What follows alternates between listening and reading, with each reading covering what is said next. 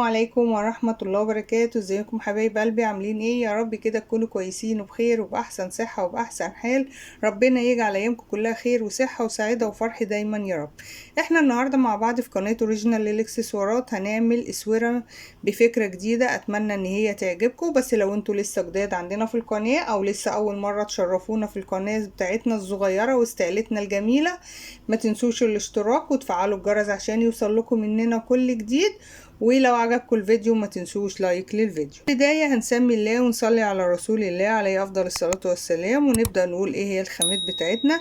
احنا النهاردة هنحتاج المقص والزرادية اللي هي ام كيرف، والزرادية المبططة والقصافة بتاعتنا. تمام كده، دي بالنسبة للأدوات اللي هنستخدمها، وهنستخدم كمان المسطرة.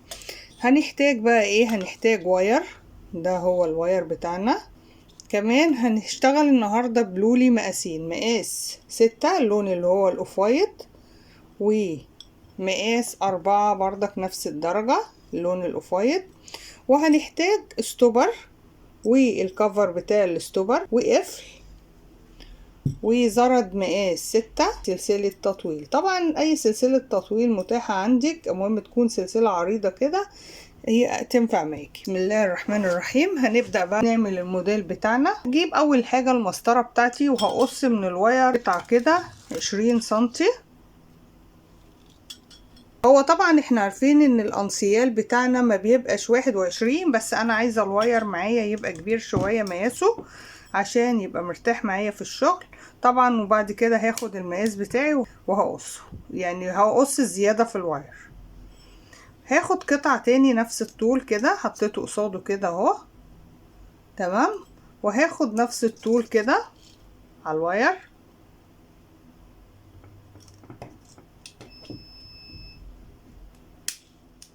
خدنا كده قطعتين من الواير بتاعنا اهم، طول كل واحدة منهم 21 سنتي.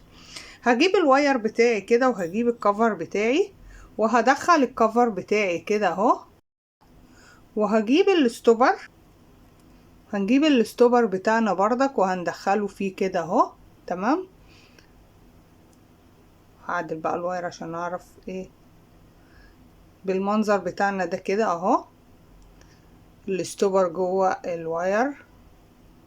هنعمل ايه؟ زي ما متعودين بنسيب حوالي 2 مللي كده في طول الواير بتاعنا فوق، ونروح ضاغطين على الستوبر بتاعنا، تمام. وهرفع الكفر بتاعي واقفله كده قفله خفيفه، اتاكد طبعا ان الشغل ما بيخرجش. تمام كده خلاص.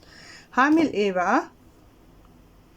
الاول هجيب اللولي بتاعي اللي انا قلت عليه مقاس 6. الموديل دوت حلو وفي نفس الوقت مش مكلف وسهل جدا وبسيط. هندخل واحدة خرزة لولي كده، تمام كده. وبعد كده هروح ماسكة بقى كل فرع من دول لوحده. هدخل في كل فرع من الفروع بتاعتي هدخل 6 خرزات مقاس 4.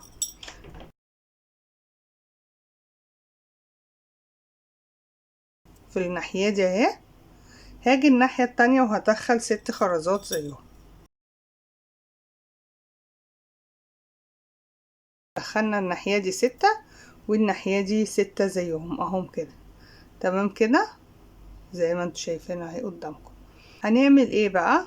هروح جايبة الفرعين كده، الواير معايا، الوايرين كده مع بعض، وهروح واخدة خرزتين مقاس 6. يبقى انا حطيت 6 في كل فرع بمقاس 4، وبعد كده هحط خرزتين كده مع بعض في الفرعين كده مقاس ايه؟ مقاس 6. بعد ما ادخله اهم هما كده بالمنظر ده زي ما انتوا شايفين كده يا حبايبي، تمام. هنعمل ايه؟ هندخلهم كده، هنزقهم بايدينا كده. فلما نزقهم بايدينا كده اهو، هنزق دول كده، نحاول نظبطهم ياخدوا الشكل بتاعنا ده كده. بتزقيهم يعني هما بصوا هم كده، هتزقيهم جامد كده هتبص تلاقيهم لوحدهم اول ما هتزقيهم هياخدوا الشكل ده كده، وتزقي ده كده هيبقى بالمنظر بتاعنا ده كده، تمام. هجيب بقى الفرع التاني بردك كده، كل فرع منهم وهدخل فيهم 6 خرزات تاني لولي مقاس 4.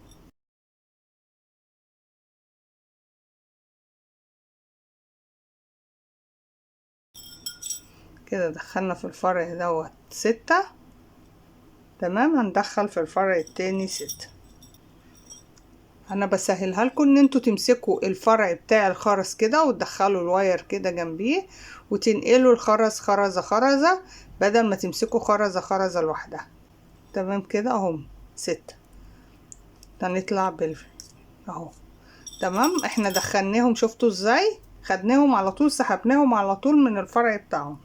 هروح هنا عملنا 6 بردك، وهنا الناحية دي 6. هروح بردك واخدة خرزتين مقاس 6، وكل مرة تاخدي الخرزتين او كل مرة تحطي ال6 خرزات، يعني بعد ما تحطي الخرزتين اللولي تظبطي الانسيال بتاعك او الاسوره بتاعتك، بحيث ان هو يبقى واخد اللي هي اللفه دي. يعني زق الشغل بتاعك كل مره تاخدي الخرزتين تروحي زقه الشغل بتاعك عشان ياخد الشكل ده. تمام كده. هعمل كله بنفس الطريقه، وكل مره هحط كده بنفس الطريقه 6. هوسع كده وهحط 6 وارجع احط خرزتين، وبعد ما احط خرزتين ازق الشغل يبقى بالمنظر بتاعي ده كده. هعمل لكم واحدة تاني برضك نعملها مع بعض.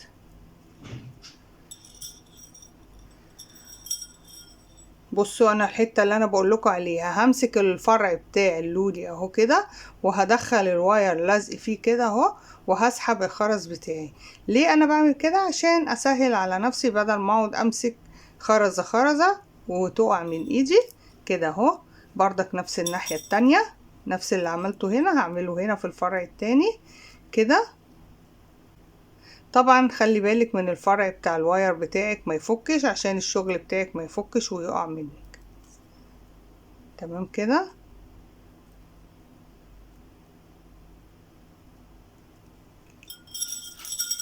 ادينا 6 اهم بردك،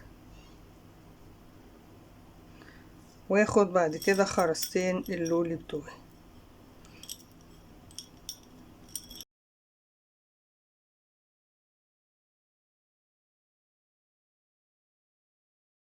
وبرضك نفس اللي قلت عليه. بص انت ما بتعملي الشغل بتلاقيه اهو بدأ يفرد معاكي كده، عشان بس برضك حبايبي يجوا يقولوا لي ده بيفرد.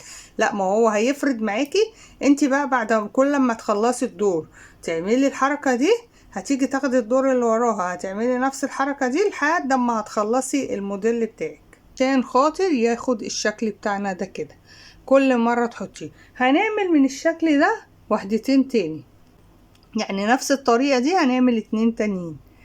وخليكم معايا عشان تشوفوا في التقفيل، لان ممكن تيجوا في التقفيل في النهاية يفرد معاك الشغل ويرجع يبوظ تاني. بصوا احنا كده اهو جينا لاخر واحد، حطينا زي ما احنا حاطين الناحية دي خرزة حطينا الناحية دي خرزة طبعا، وبزق الشغل بتاعك كده. تمام اهو. بصوا لازم تزقوه كده، عشان دي اهم خطوة في الموديل بتاعنا، ان هو يتزق كده عشان خاطر يبقى واخد الشكل اللي هو اللي انتوا شايفينه، الشكل المدور ده.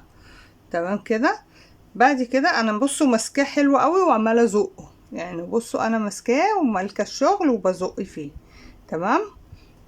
هعمل ايه بقى؟ هروح جايبه الكفر بتاعي كده،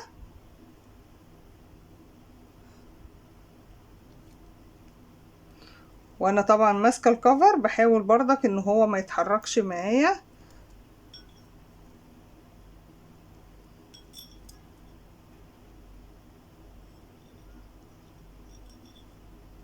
وهناخد واحدة ستوبر كده، اجيب الزرادية بتاعتي كده اهو، وانا ماسكة الشغل حلو كده ومزقوق. طبعا انا في الموديل دوت مش هينفع ان انا اسيب ال2 مللي اللي انا دايما بقول عليهم.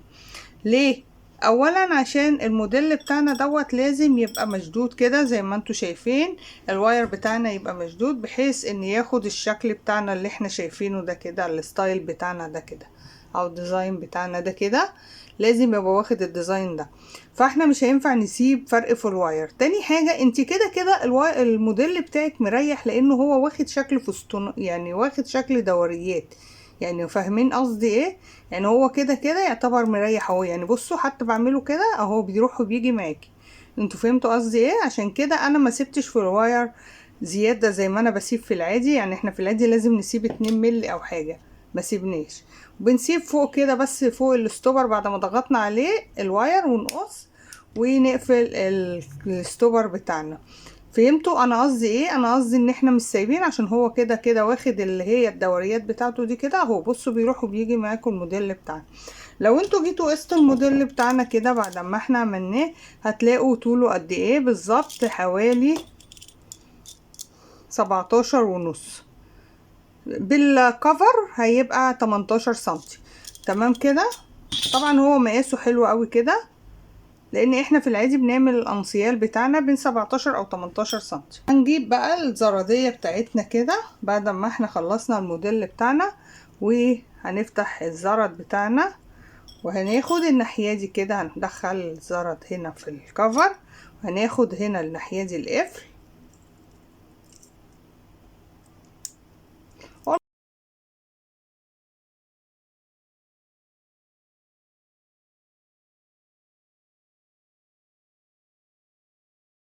الناحية دي. هنركب الزردة في الكفر وهنركب سلسلة التطويل. الموديل بتاعنا النهاردة بسيط وسهل جدا، بس هو اهم حاجة ان انتي تزقي الخرز بايدك كويس وانتي شغالة. طول ما انتي بتزقي الخرز بايدك هيديكي نفس الشكل ده كده، وهيبقى مظبوط معاكي، هياخد نفس الشكل بتاعنا ده كده. زي ما انتوا شايفين هو موديل شيك وبسيط ومش مكلف خالص، منتهى الجمال ومنتهى الشيك. اتمنى ان الموديل بتاعنا النهارده يكون عجبكم، يكون شرحنا واضح وبسيط. ودلوقتي اقول لكم السلام عليكم ورحمة الله وبركاته.